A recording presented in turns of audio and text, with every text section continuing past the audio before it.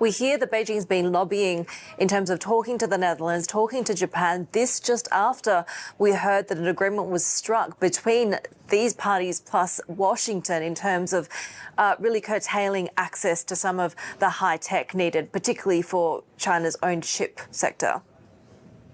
Absolutely. We've seen China's Foreign Minister Qin Gang out in full force, speaking to his counterparts in the Netherlands and also in Japan, pushing and urging them to shore up and firm up the supply chain and to continue preserving the sort of global standards for free trade. And earlier this week, we also had this statement from the spokesperson of China's foreign ministry, again, emphasizing that what the US is doing is a sort of abuse of export controls. When it comes to Japan in particular, we've seen, for example, China also seeking to ease relations by lifting some of the retaliatory measures that they had introduced after Japan started some COVID control measures for visitors from China. Now, it's just of note because China still has those retaliatory measures in place with South Korea, for example.